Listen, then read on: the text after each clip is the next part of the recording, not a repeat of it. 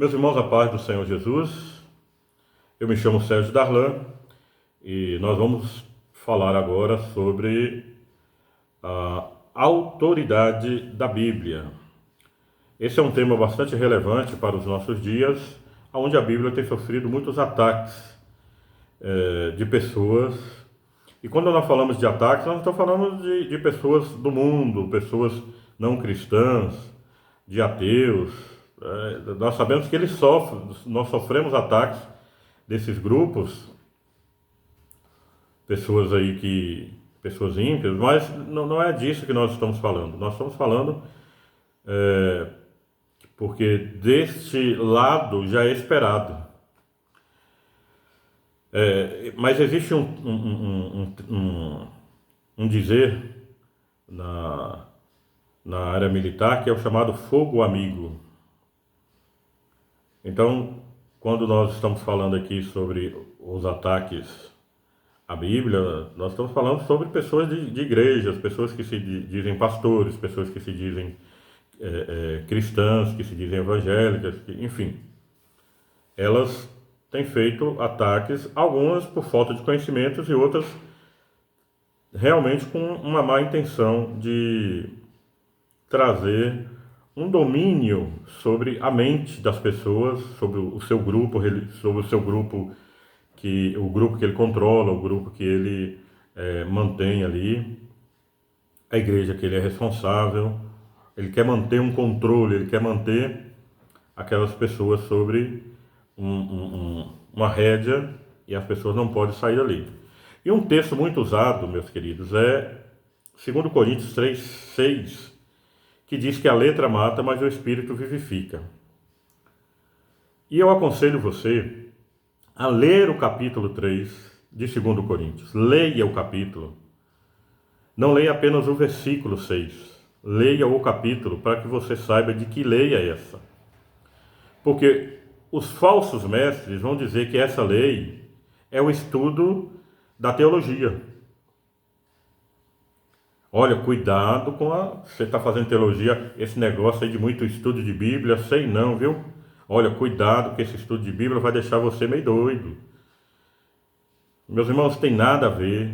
Isso é uma heresia muito grande, isso é um ataque ao bom senso, à lógica racional, porque o conhecimento liberta. O conhecimento da palavra de Deus, a Bíblia diz que conhecereis o que? A verdade, e a verdade vos libertará. Aí alguém diz, se você estudar muito a Bíblia, você vai o quê? Vai te matar, você vai ficar doido? Não, meus irmãos. Isso é uma estratégia satânica, isso é uma estratégia do diabo. 2 Coríntios, capítulo 3, ele vem falando de diversos assuntos, mas especificamente aqui sobre o versículo 6, você lendo o capítulo 3, você vai entender que ali está falando da lei de Moisés. Está falando do Velho Testamento. Não está falando que o estudo bíblico vai te deixar louco, mas está falando da lei de Moisés. Mas você diz assim, mas a lei de Moisés não é a palavra de Deus? Sim. Vamos lá. A lei de Moisés, quando se fala da lei, está falando exatamente das leis. Por exemplo, a prostituta, o que acontecia? Ela tinha que ser apedrejada. O homicida tinha que ser apedrejado. Se nós lemos lá Deuteronômio, capítulo 21, a partir do verso 18, isso mesmo, capítulo 18, vai ali falar acerca dos filhos desobedientes. E o que é que diz ali sobre os filhos desobedientes? Que se o pai insistisse ali, trabalhasse com o filho para que ele fosse obediente, mas mesmo assim ele permanecesse desobediente, que os pais poderiam pegar aquele filho, levar aos anciãos da cidade, e os anciãos, comprovando que aquele filho era um filho rebelde, esse filho poderia ser levado, meus irmãos, a ser apedrejado. Então, é isso que 2 Coríntios capítulo 6 está falando. A lei mata, mas o Espírito vivifica. O Espírito vivifica, meus irmãos. Está falando da nova aliança. Então a lei, ela mata.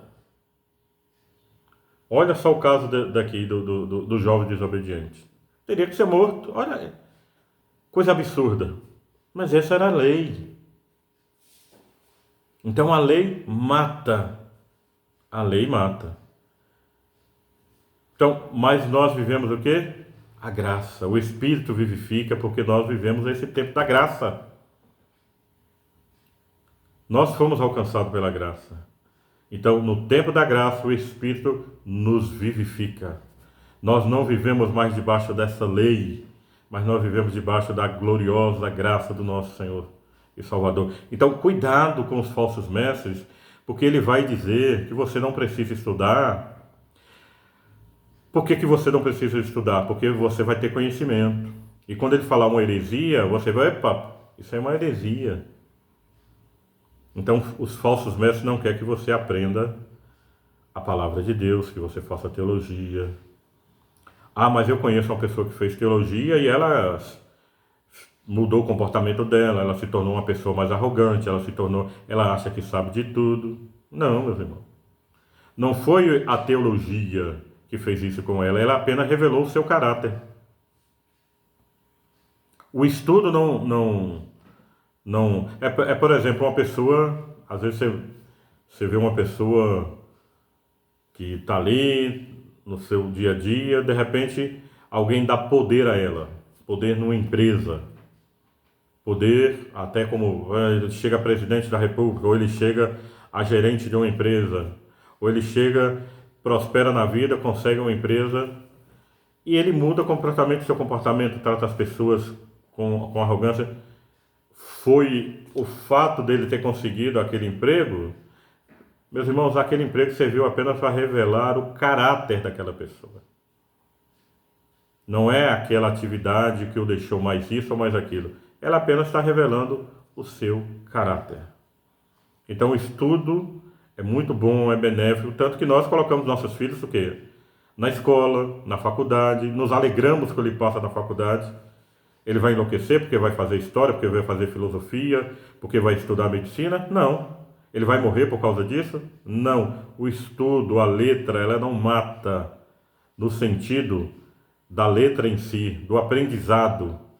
Mas aqui está falando, leia o capítulo, em nome de Jesus, leia o capítulo 3 de 2 Coríntios, que você vai aprender que ali está falando da lei de Moisés. E outra coisa, acerca do estudo da palavra de Deus, a Bíblia diz que a palavra de Deus é viva e eficaz. Ela é viva, ela é eficaz. E nós temos que aprender sobre ela a cada dia de nossas vidas. Amém? Espero que tenha ficado bem entendido esse primeiro ponto. E nós vamos entrar logo no nosso tema, que é a autoridade da Bíblia. Separei aqui 5 qualidades, até de um estudo que eu vi do querido pastor Marcos Cranconato. E nós vamos pegar aqui como base esse estudo. Estou usando até os mesmos tópicos que foi usado ali. As 5 qualidades das Escrituras separadas são: as Escrituras são inspiradas. Nós encontramos tudo isso, meus irmãos, nessas teologias sistemáticas que eu apresentei para vocês aqui. As Escrituras são inspiradas, as Escrituras são inerrantes, as Escrituras são infalíveis, as Escrituras são interpretáveis e as Escrituras são indispensáveis. Segundo Timóteo, capítulo 3, verso 16, diz assim: toda a Escritura é inspirada por Deus e útil para o ensino, para a repreensão, para a correção, para a educação na justiça. Meus irmãos, toda a Escritura é inspirada por Deus. Essa inspiração, a inspiração por Deus, não se trata de uma inspiração humana. Quando uma pessoa ela tem a inspiração de escrever um livro, um romance, um conto de fadas ou um livro de suspense, não. Pintar um quadro, escrever uma poesia, escrever uma canção, esculpir uma obra de arte, não está falando desse tipo de inspiração. Mas a inspiração bíblica, meus irmãos, ela é de Deus. A inspiração do texto bíblico, ela não é uma inspiração humana, mas a inspiração do texto bíblico, ela é especial. E aqui, sobre a Bíblia, os escritores, eles não foram inspirados por Deus. O que foi inspirado por Deus foi o texto bíblico. Segundo de Pedro, capítulo 1, verso 21, diz assim: porque nunca jamais qualquer profecia foi dada por vontade humana, por o intelecto humano, pelo desejo humano. Entretanto, homens santos falaram da parte de Deus, movidos pelo Espírito Santo. Em algumas traduções, meus irmãos, essa palavra movido, ela foi colocada como inspirados, como se os homens de Deus tivessem sido inspirados.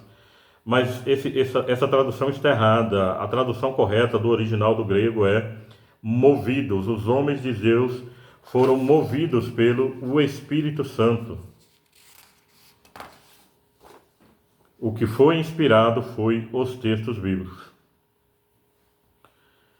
E essa palavra movidos, ela vem do verbo feromenoi, que significa movido, conduzido ou levado. Movidos e conduzidos e levados pelo Espírito Santo.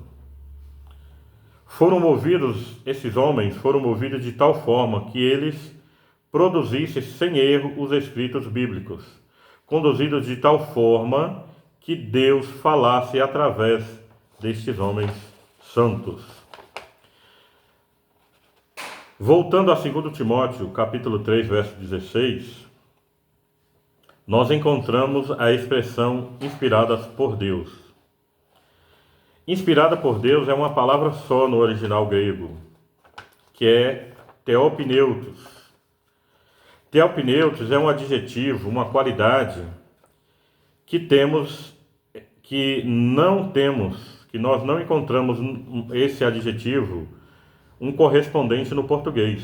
Para theopneutos, nós não encontramos um adjetivo correspondente no português. Então, o tradutor, em português, ele não encontrando esse correspondente na nossa língua, ele então criou essa expressão inspirada por Deus, que era o que melhor,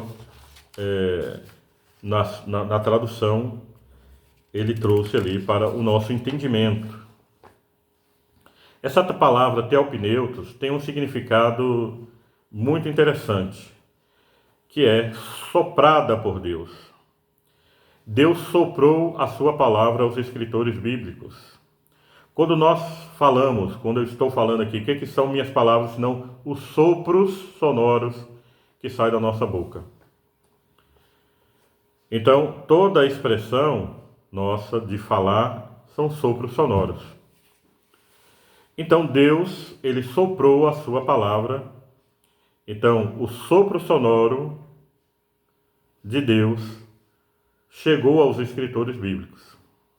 E tendo sido soprada por Deus, ela é dotada de autoridade. É o próprio Deus falando nela, é o próprio Deus falando em cada texto bíblico.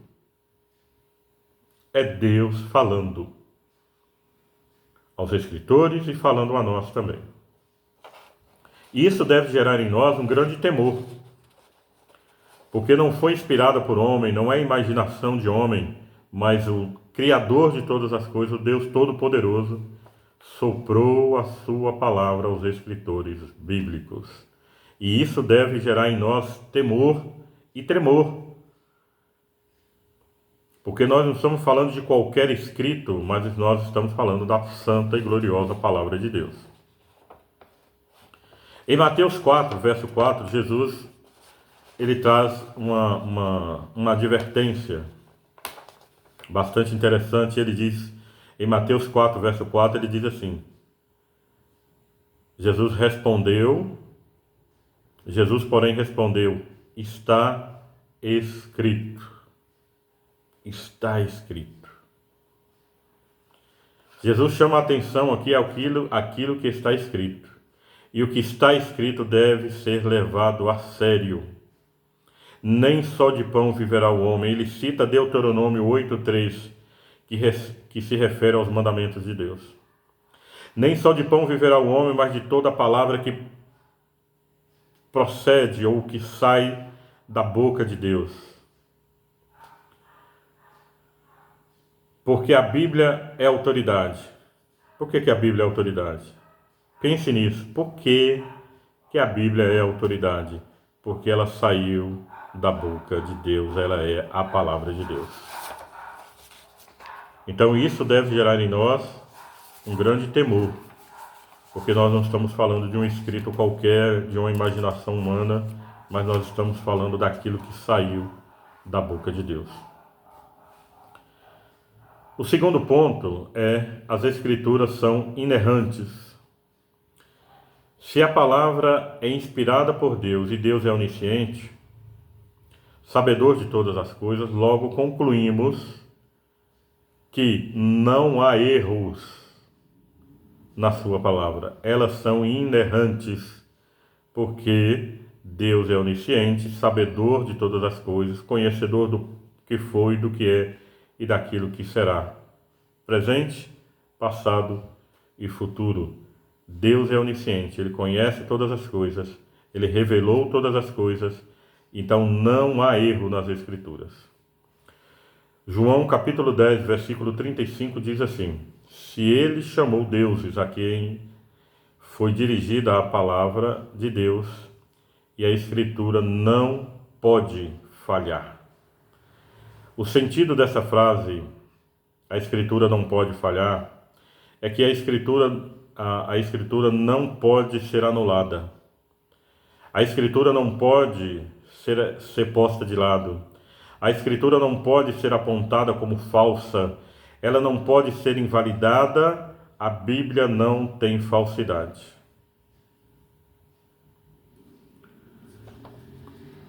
Como a ciência e a arqueologia comprovam fatos bíblicos? Nós lembramos do nosso saudoso Adalto Lourenço, que ele fala ali sobre o DNA mitocondrial, que a ciência descobriu que no DNA dos seres de todo o planeta existe o chamado DNA mitocondrial, que revelou que os cientistas descobriram que toda a humanidade descende de uma única mulher. Toda a humanidade descende de uma única mulher. E este DNA mitocondrial, ele foi apelidado de Eva mitocondrial. O DNA da Eva mitocondrial. Não que a ciência está admitindo a existência de Eva, da Eva bíblica, mas eles admitem, já descobriram que toda a humanidade descende de uma única mulher. E com o avanço da ciência, olha só a descoberta. Eles descobriram que existem 3 variações. Eles não sabem de onde vêm essas 3 variações. Nós, como cristãos, temos a explicação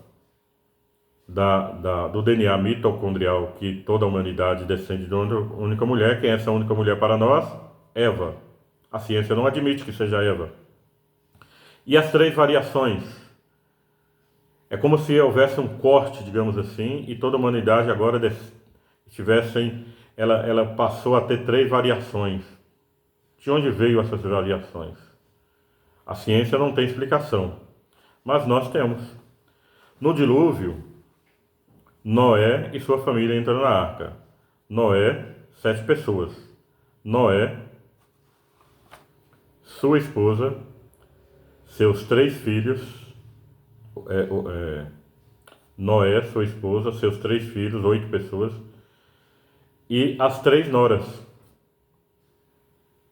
Essas 3 noras, junto com os 3 filhos de Noé, que deram que deram agora a origem a toda a humanidade.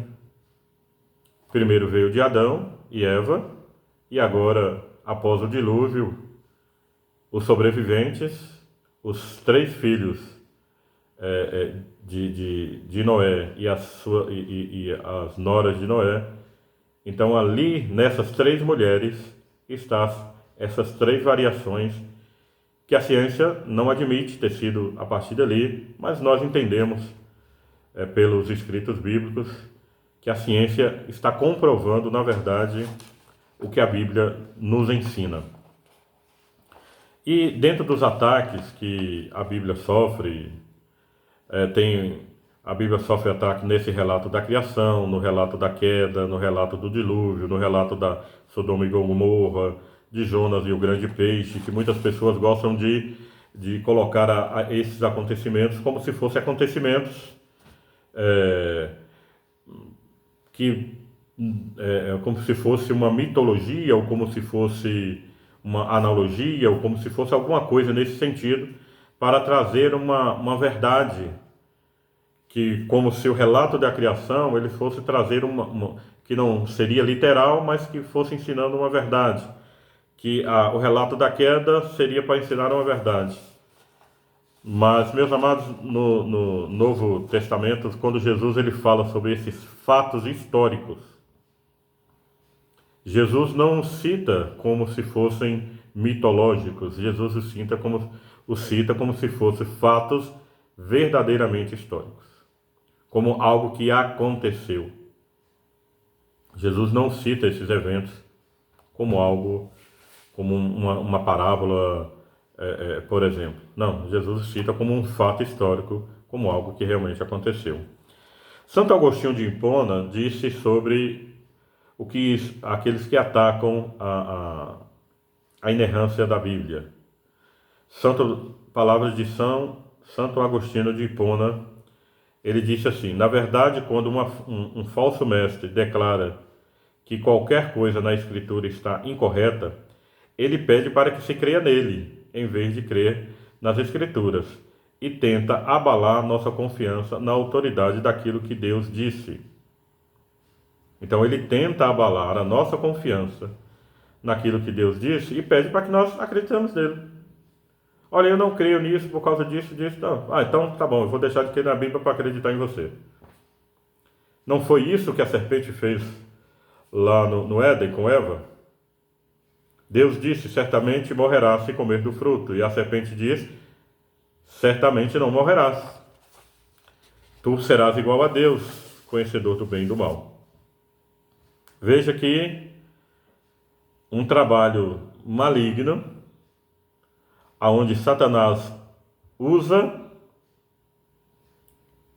um animal, que muita gente gosta de criticar a nossa crença. Vocês são malucos, vocês acreditam mesmo que uma cobra falou? Evidente que a cobra não falou, a serpente não falou. Satanás que se incorpora naquela serpente, é ele que fala, usando a boca daquela serpente. Não é um animal que falou, mas Satanás quem fala usando a boca daquela serpente. Nossa fé ela é racional. Nós temos uma fé racional em Deus. Queridos, o terceiro ponto que nós queremos trazer é: as Escrituras são infalíveis. A inerrância a inerrância bíblica significa que a Bíblia não tem erros. A infabilidade da Bíblia significa que o que a Bíblia diz não leva o homem ao erro. Então a Bíblia conduz o homem ao caminho certo, à direção certa. É isso que a Bíblia faz. Porque ela é infalível, ela não conduz o homem ao erro.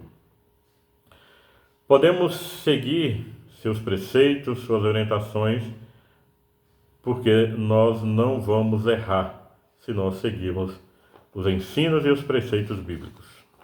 O Salmo 119, verso 9, diz assim: de que maneira poderá o jovem guardar o seu caminho? Observando conforme a tua palavra.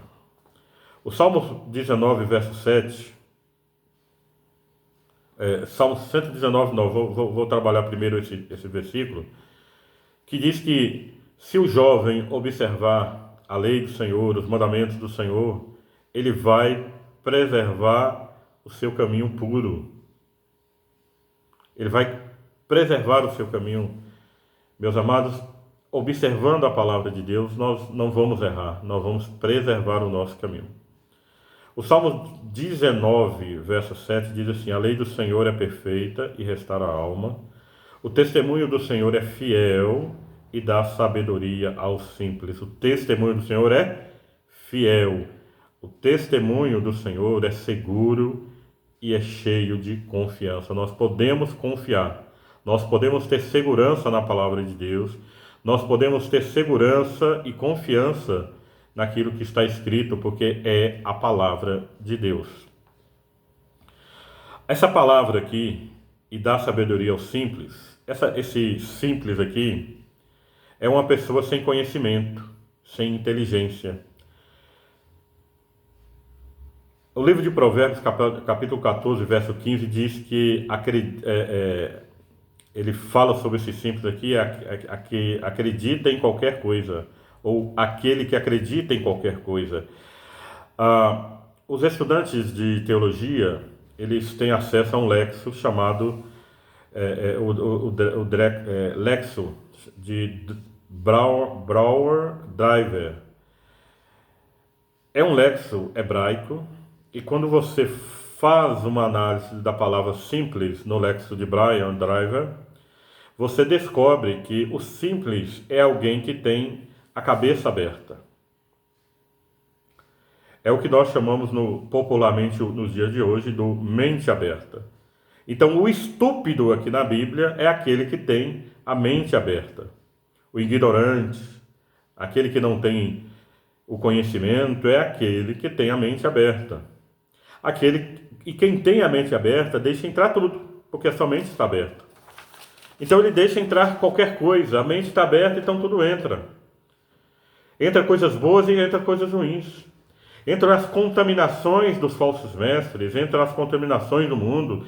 A mente é aberta, para ele tudo está bom. Toda religião leva a Deus, todo caminho leva a Deus, e isso não é verdade. A Bíblia diz que há caminhos que para o homem parecem ser bons, mas o seu fim são os caminhos da morte. Então nem todo caminho leva a Deus. Toda religião leva a Deus, toda religião, ao ditado popular que toda religião é boa porque toda religião leva a Deus. Isso é uma mentira, isso é uma falsidade, porque há religiões aí, ditas, chamadas de religiões cristãs, que negam a divindade de Cristo. Há religiões aí que diz que, tudo bem, Jesus é Deus, mas ele é um Deus menor, negando a sua total divindade. Não, ele é um Deus menor, ele é menor que o Pai. E outras negam a divindade de Cristo. Há algumas religiões que dizem que Jesus é o arcanjo Miguel, que Jesus é um anjo. Outras religiões dizem que Jesus é irmão de Satanás. Meus irmãos, nem toda religião é boa, nem toda religião leva a Deus. Nem toda. Porque há religiões que negam a divindade de Cristo, negam a Trindade, e nós não podemos aceitar isso, porque nós cremos que Jesus é Deus igualmente ao Pai. São três que testificam no céu: Pai, Filho e Espírito Santo. Nós cremos em um único Deus, o Deus verdadeiro. Mas esse Deus, um único Deus, esse Deus verdadeiro, se revela em três pessoas: na pessoa do Pai, do Filho e do Espírito Santo. Aí você pergunta, mas como pode ser isso? O melhor exemplo que nós encontramos está na palavra de Deus, que compara a igreja dele, a igreja de Jesus, a sua noiva, como o corpo de Cristo. Então a igreja é corpo. Então eu vou pegar meu exemplo: eu sou um corpo, eu sou uma pessoa individual, mas possuo o quê? Vários membros. os dedos, a mão, o braço, antebraço, pernas, o tronco, a cabeça. Então, isso é um corpo com vários membros. Então, o que é uma igreja? A igreja é formada de vários membros. São várias pessoas, mas um só corpo. Esses vários membros formam um corpo. Então, a Trindade, o Pai, Filho e o Espírito Santo formam um único Deus. Essa é a melhor explicação que nós encontramos acerca desse assunto. A pessoa do Pai, a pessoa do Filho e a pessoa do Espírito Santo. Numa outra oportunidade traremos um estudo sobre a Trindade. E esse assunto ficará melhor explicado para os nossos ouvintes, os nossos irmãos.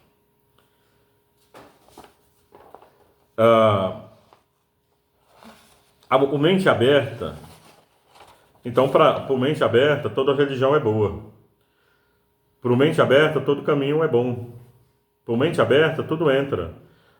Mas qual é a dificuldade do mente aberta? Entra de tudo. Coisas boas e coisas ruins. Nós podemos usar um exemplo, por exemplo, de um cesto com maçãs.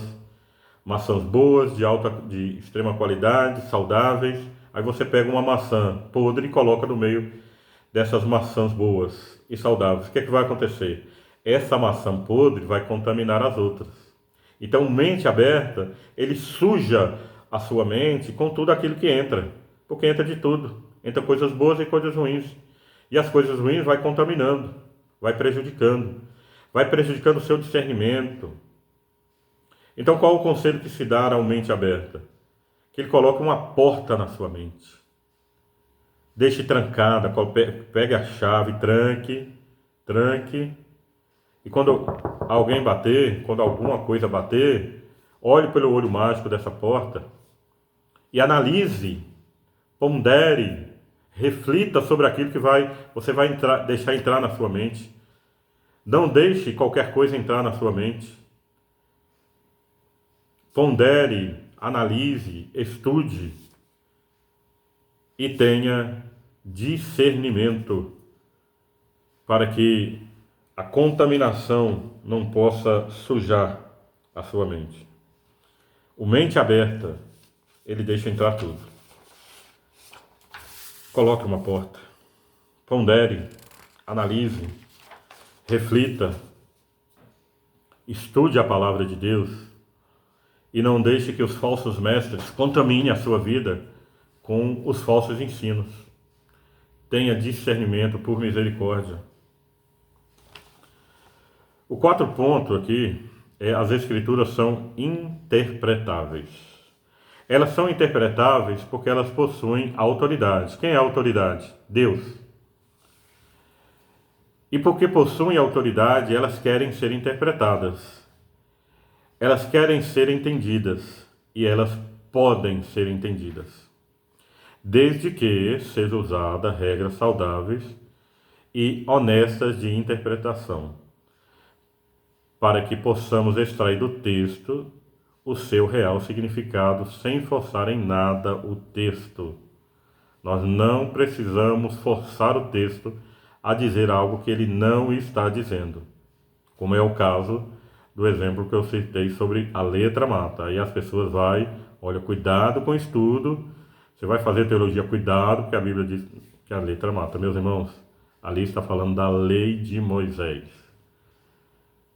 Então não force o texto a dizer algo que ele não está dizendo. Toda autoridade quer ser entendida, para que suas orientações, para que os seus conselhos, para que as suas regras, para que as suas doutrinas sejam entendidas. Então, o que Deus revelou, o que Deus soprou aos escritores bíblicos,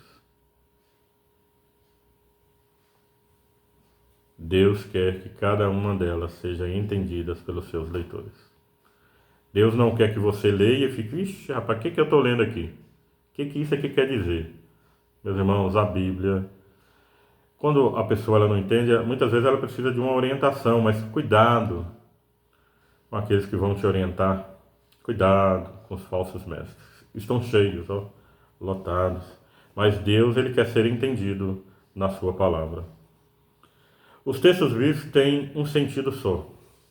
E esse sentido é o que o escritor quis dar ao texto. E nós não podemos mudar o sentido do texto. Um texto pode ter várias aplicações, mas o seu sentido não muda. O sentido do texto não muda.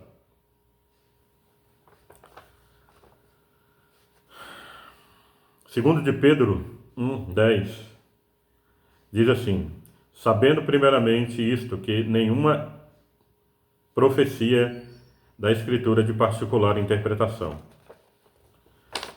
Mateus capítulo 22, versos 41 e 46 diz assim: e estando reunidos os fariseus, interrogou-os Jesus, dizendo: que pensais vós de Cristo? De quem é filho? Eles disseram: de Davi. Disse-lhe ele: como é então que Davi em espírito lhe chama Senhor, dizendo: disse o Senhor ao meu Senhor: assenta-te à minha direita, até que eu ponha os teus inimigos por escabelos de teus pés? Se Davi, pois, lhe chama Senhor, como é seu filho? Como então é seu filho? E ninguém podia responder-lhe uma palavra, nem desde aquele dia ousou mais alguém interrogá-lo. Aqui Jesus está interpretando o Salmo 110, verso 1. E como Jesus interpreta o Salmo 110, verso 1? Levando em conta a autoria. Qual é a autoria? Salmo de Davi. Disse o Senhor ao meu Senhor: como Davi, sendo rei e pai do Messias, o chama de meu Senhor. Se ele é rei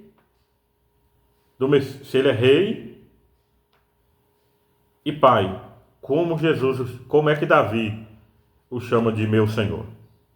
Essa é a interrogação. A profecia dizia que o Messias seria filho de Davi. Então, Jesus pergunta como que Davi o chama de Senhor, se seria seu filho. Jesus aqui leva em conta aspectos gramaticais. Ele leva em conta o pronome meu Senhor, ou pronome meu.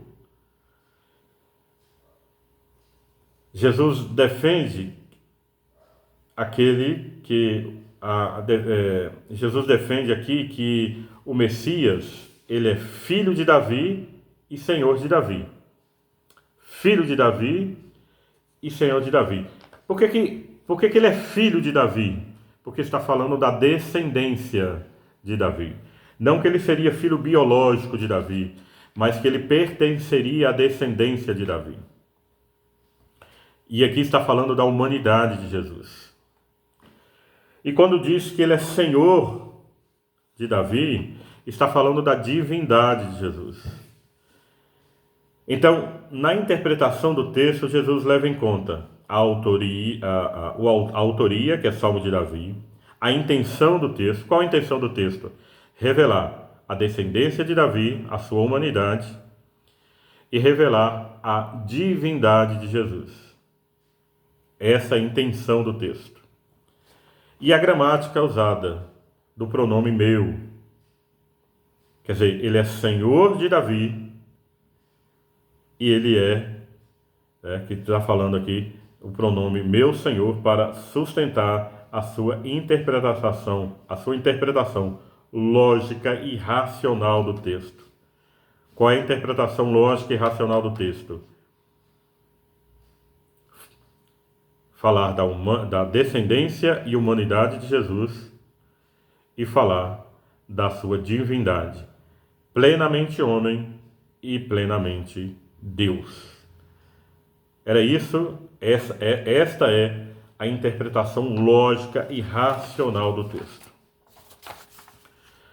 Há pouco tempo eu vi uma mensagem na internet de um pastor uma pessoa honesta, uma pessoa digna, uma pessoa responsável, mas que traz uma interpretação bíblica voltada ao platonismo. Porque Platão, ele escreveu sobre esse assunto, que é a interpretação daquilo que está além da letra. Platão chama de o além da letra. O que é o além da letra? Então, quando Platão ele defende a ideia de que se ele pega um romance, ele deveria interpretar ele ler e interpretar aquele romance além da letra. Aquele romance estava contando uma história, mas havia algo que estava além da letra, uma mensagem oculta estava ali naquele romance. Então as pessoas deveriam ler o romance e buscar a interpretação que estava além da letra. Essa é uma ideia platonista. Eu falei isso, romance, uma poesia, enfim, que todo escrito deveria seguir esta ideia, esse conceito platonista de buscar uma revelação que está além da letra. Então Platão ele defendia essa ideia até que um judeu que morava no Egito, ele teve acesso a esse escrito de Platão e ele leu, gostou, aquilo falou muito ao coração daquele judeu e ele levou isso para a Bíblia. Isso foi difundido. Aí muitas pessoas passaram a interpretar a Bíblia de forma platonista, buscar aquilo que está além da letra, trazendo interpretações tipológicas, simbólicas para o texto bíblico. Mas isso dá margem a muitas interpretações num único texto. Há muitos sentidos, há muitos caminhos. Você pega um texto bíblico e dá muitas direções a esse texto bíblico por essa interpretação platonista. E isso deu, meus irmãos, um início a surgimento de diversas heresias. As heresias bíblicas, ele tem seu principal início nesses pontos aí, desse tipo de interpretação platonista que foi incorporada à interpretação bíblica. Então não é uma interpretação saudável e coerente. Essa interpretação chamada de além da letra, porque dá vários sentidos ao texto. E eu vou dar um exemplo. Aqui, né, já comecei falando desse pastor, muito honesto, uma pessoa digna, mas que segue essa linha de interpretação. E ele falava sobre Sansão. Quando Sansão chega na cidade de Gaza e ele vai para um bordel naquela cidade. Sansão sai da sua cidade, do seu povo e vai para Gaza. E quem era Sansão? Um nazireu de Deus, escolhido desde o ventre da sua mãe. E ele foi separado, consagrado, orientado, disciplinado para seguir os mandamentos de Deus, as orientações de Deus. E o objetivo de Deus era usar Sansão para libertar o povo das garras dos seus inimigos, chamados filisteus. Aí Sansão entra na cidade dos filisteus, vai para um bordel e ele ali satisfaz a sua luxúria, os seus desejos carnais. E quando ele sai da cidade, os seus inimigos, os soldados, estavam esperando ele aonde? Ali junto dos portões ou da porta. Algumas traduções falam portas, outras traduções falam portões. Mas vamos trabalhar dentro de portas. Então, dentro das portas da cidade, que eram portões enormes, nós não sabemos os tamanhos, alguns defendem 7 metros, 3 metros, não importa.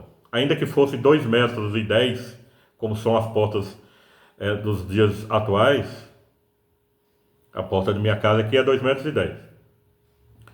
Ainda que fosse esse tipo de porta toda de aço, eu não falo um portãozinho de chapa não, eram portões extremamente fortes para impedir que os inimigos viessem e invadissem a cidade. Então eram portões extremamente fortes, extremamente pesados. E tinham duas partes. E Sansão pega esses portões, arranca-os do seu lugar e coloca sobre os seus ombros. Jesus pega, Sansão pega aquelas portas, coloca sobre os seus ombros. Os inimigos, vendo aquilo, eles fogem. E esse pregador, o que ele diz? Que a porta repreendeu os inimigos. Que a porta repreendeu o mal. Que a porta repreendeu a dificuldade que estava ali contra a vida de Sansão. Os adversários que estavam ali contra a vida de Sansão. Aí ele pergunta: meus irmãos, quem é a porta? Aí ele diz: a porta é Jesus. Aí eu te pergunto: as portas da cidade dos filisteus podem ser comparadas a Jesus? Jesus é a porta, mas ele não é qualquer porta. Então toda porta agora é Jesus? Vou trazer aqui um exemplo. Imagine você estar em uma rua. De um lado casas, de outro lado casas. Desse lado direito, tem uma família na porta. Tem um casal. Vamos botar aqui um casal. Eles estão ali. Aí chega um assaltante. Aí do outro lado aqui tem uma outra casa. Aí de repente o portão daquela casa se abre. E no momento que aquele portão daquela casa está se abrindo, o assaltante, ele se assusta e foge. Aí, o que eu vou fazer agora? Vou usar a interpretação platonista? Eu vou dizer que a porta repreendeu o assaltante? A porta botou o assaltante para correr? Meus irmãos, eu não posso fazer isso. Isso não é uma interpretação lógica e saudável. O que é uma interpretação lógica e saudável para esse texto? Sansão foi um nazireu de Deus, escolhido. Mas quem era Sansão? Sansão era um homem que fazia de tudo para satisfazer a sua vontade, os seus desejos. Ele não obedecia aos pais nem à mãe. Ele se interessou por uma mulher dos filisteus e ele foi lá. Ele disse aos seus pais: olha, eu quero me casar com uma mulher assim, assim, assim, da filha dos filisteus. E seus pais disseram a ele: mas nós não temos entre o nosso povo uma mulher que te agrade, você tem que pegar uma mulher dos nossos inimigos para casar. Você está desobedecendo ao mandamento de Deus, que diz que nós devemos casar com mulheres do nosso povo. E você vai buscar, você é nazireu de Deus, e você quer buscar uma mulher dos nossos inimigos? Mas Sansão diz: é ela que me agrada, é ela que eu quero.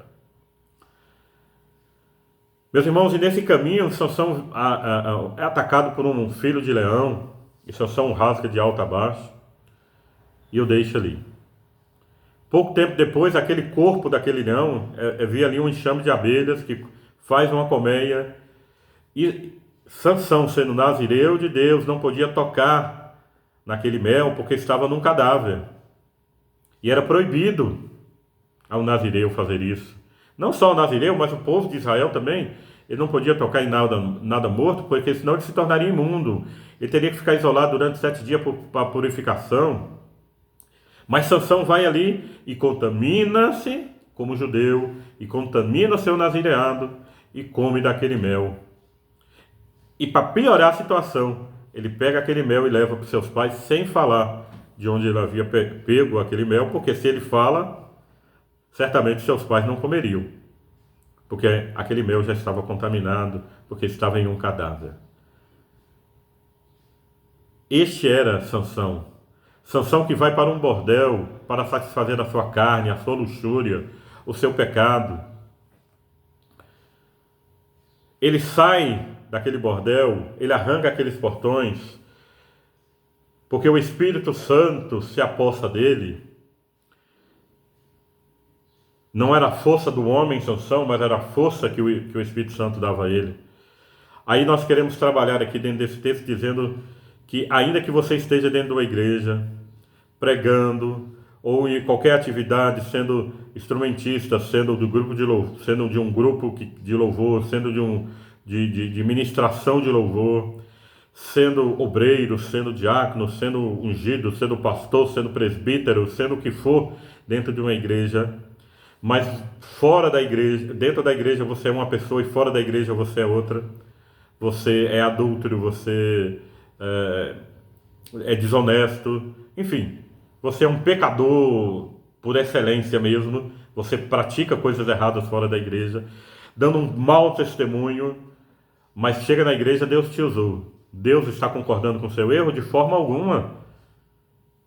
De forma alguma. Deus está te dando uma oportunidade de se arrepender. Deus está te dando uma oportunidade de mudar de vida. Deus está te dando uma oportunidade, Deus está revelando sua graça, seu poder, a sua misericórdia, o seu poder perdoador, o seu amor perdoador a você, mas você está desprezando os conselhos de Deus. Filhos que são desobedientes a pais, mas muitas vezes estão ali na igreja cantando, louvando, mas desonra a sua casa, desonra os seus pais. E Deus está te usando na igreja? Deus te usa. Mas Deus não está aprovando o seu erro com seus pais, não. Deus não está aprovando. O único mandamento com promessa na Bíblia é que o jovem que honra o pai ou mãe, ele terá sua vida prolongada na terra, será abençoado, fala lá em Provérbios. Então, meus amados, essa é uma interpretação lógica e racional do texto, preservando a sua originalidade, sem criar fantasias. Essa porta é Jesus, aquela porta também vai ser Jesus, aquela janela vai ser Jesus, aquele caminho vai ser Jesus, todo caminho agora é Jesus. Jesus diz que, na sua palavra, há caminhos que para o homem parecem ser bom, mas o seu fim são caminhos de morte. Então, nem todo caminho leva a Deus, nem todo caminho a Jesus. Jesus é o caminho, a verdade e a vida. Jesus é a porta, mas ele não é qualquer porta. Ele não é os portões de Gaza. Ele não é portões do adversário, do inimigo, não. Jesus é a porta para que você, arrependido dos seus erros, dos seus pecados, possa entrar por ela e alcançar a salvação e a vida eterna. Jesus é a porta que está aberta, que a igreja dele entrará na eternidade. Ele é essa porta. Ele não é os portões de Gaza, de forma alguma. Então, nós temos que ter zelo, meus amados. Muito zelo. Sansão é o tipo do homem de Provérbios 18:1, que diz que aquele que busca seu próprio desejo se isola ou se separa e se levanta contra toda a sabedoria. Sansão não ouviu os conselhos dos seus pais. Essa mulher não é para você. Sansão não ouviu. Sansão não ouviu os conselhos bíblicos dizendo que ele deveria se casar com mulheres do seu povo. Sansão não ouviu.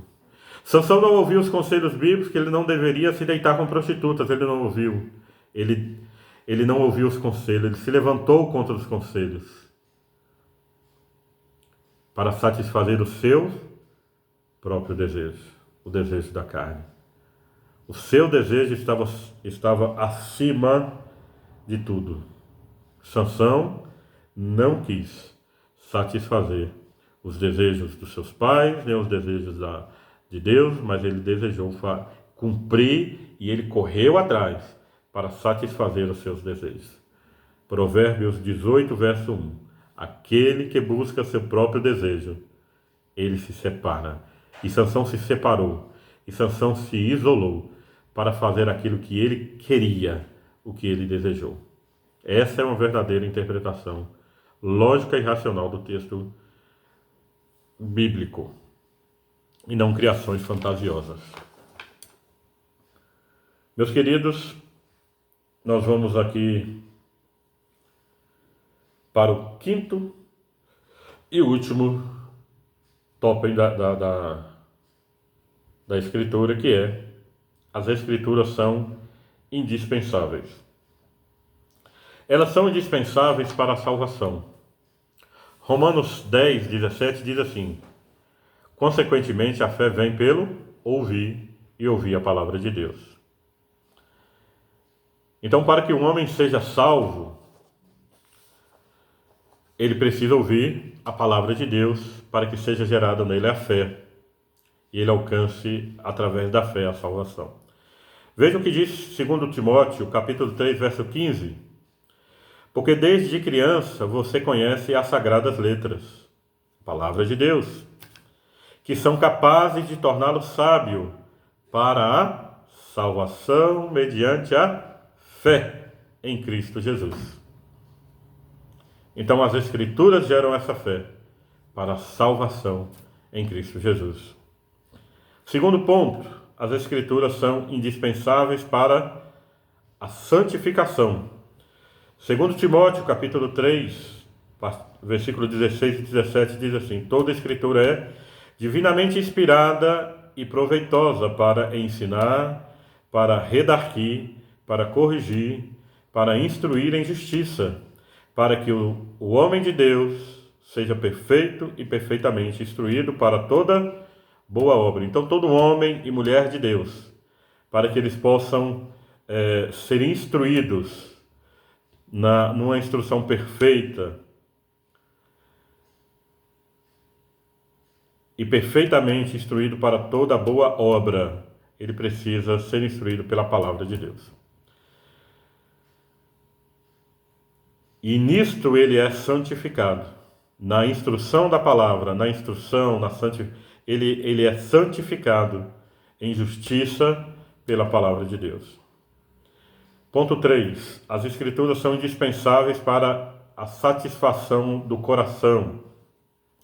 O Salmo 19, versos 7 e 8 e 10 diz assim: a lei do Senhor é perfeita e restaura ou refrigera a alma.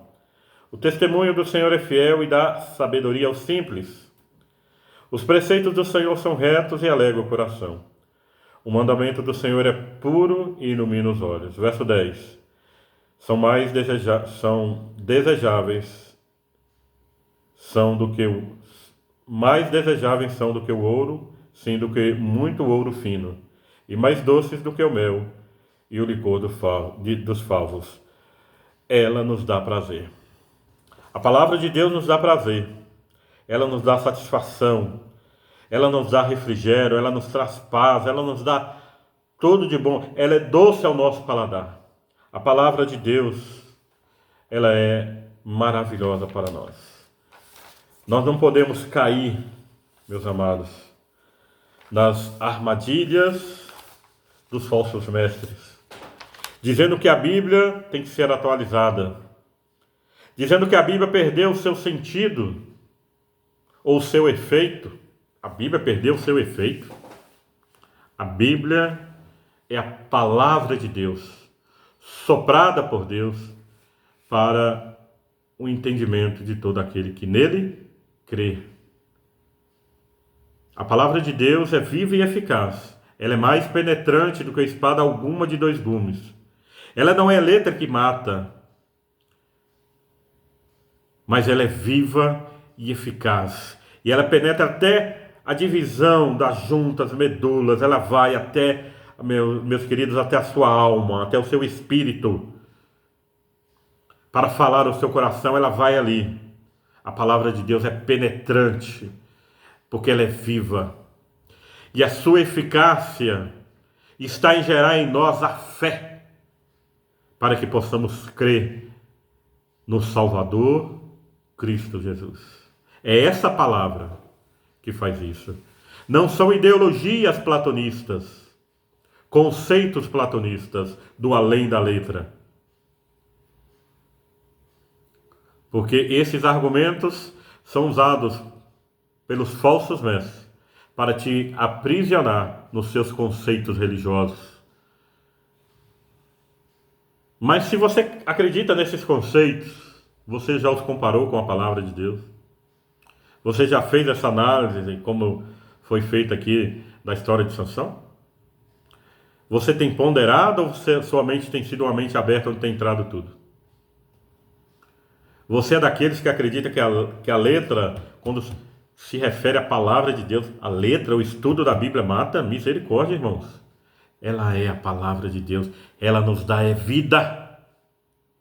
Ela nos dá paz, ela nos dá refrigério. Ela alimenta a nossa alma.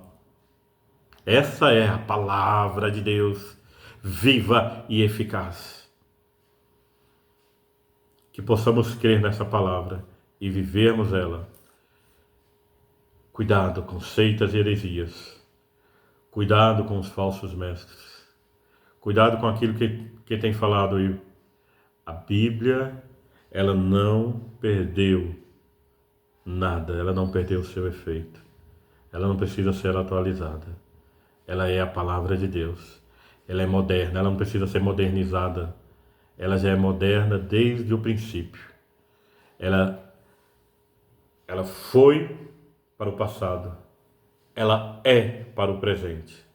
E ela será sempre para o futuro da igreja.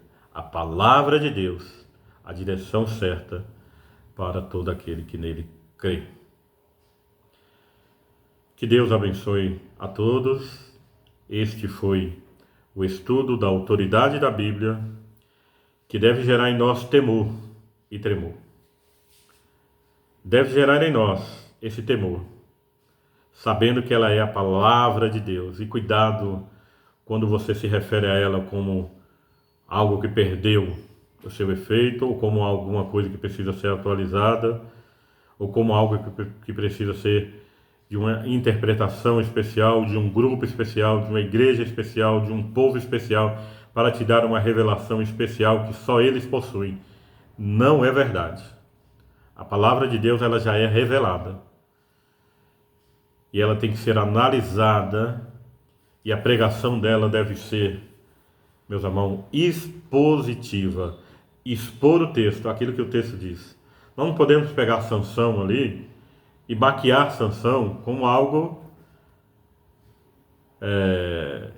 trazer Sansão como um homem obediente. Não, Sansão foi um homem desobediente. Ele fala a verdade, então nós temos que falar a verdade. O que a Bíblia diz é o que nós devemos dizer. E a aplicação disso é para nós. Qual é a aplicação de Sansão? Não viva falsamente. Não viva para satisfazer a sua carne, mas viva para alimentar o seu espírito. Simples. A interpretação bíblica expositiva, ela traz alimento para a alma.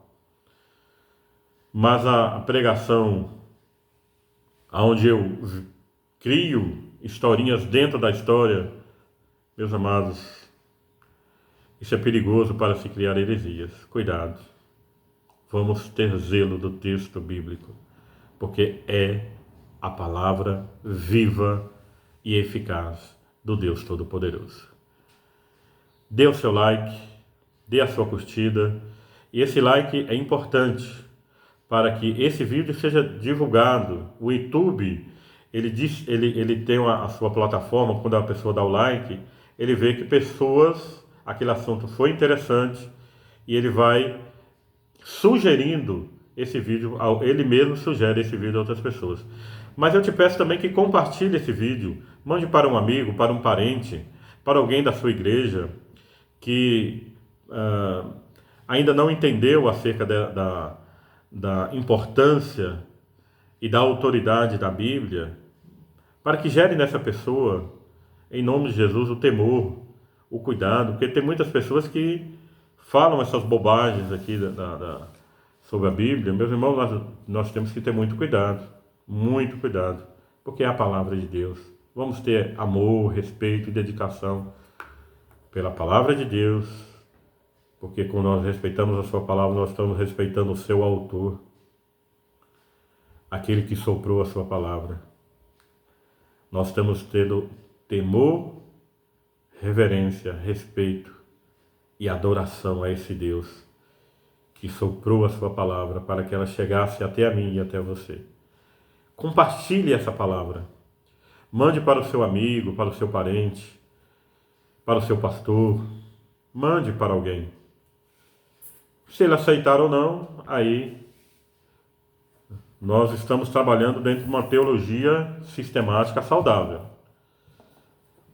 Uma teologia saudável, as teologias sistemáticas, ela traz todo o ensino organizado, sistematicamente organizado, sobre a doutrina de Deus, a doutrina sobre Cristo, quem é Jesus, ele é Deus, ele não é Deus, o Espírito Santo, quem é o Espírito Santo, ele é uma pessoa, ele é uma força, ele é um poder, quem é o Espírito Santo. Então a teologia sistemática traz organizado todas essas explicações. Como foi essa explicação aqui? É tirada da teologia sistemática, do estudo teológico.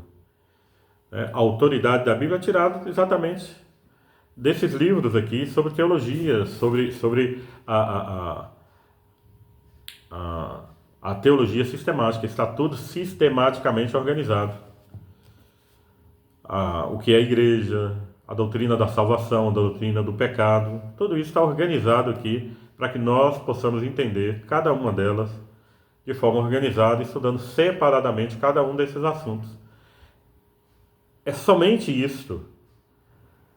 E o estudo da teologia é o estudo da Bíblia, de forma organizada e sistematizada.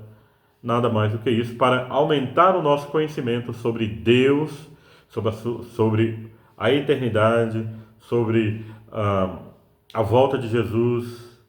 Tudo isso está devidamente organizado na teologia sistemática. Dê o seu like. Se você gostou desse vídeo, compartilhe em nome de Jesus. Não saia daqui sem compartilhar esse vídeo e sem dar o seu like. Vamos orar? Pai, abençoe a cada vida que nos ouve, meu Deus, neste momento. Seja dia, seja noite, seja tarde, seja manhã. Abençoe cada uma vida, Senhor. Abençoe a saúde, cure os enfermos. Abençoe os lares, as famílias, os casais. Abençoe na criação dos filhos, para que, Senhor, que sejam instruídos na lei do Senhor. Ó Deus, abençoe cada lar, cada família, a vida profissional, o ministério dos seus filhos, a vida dos pastores, suas igrejas, meu Deus, seus membros. Derrama da tua graça e da tua bênção, em nome de Jesus. Amém. Graças a Deus. Que Deus abençoe a todos e obrigado por ficar até aqui.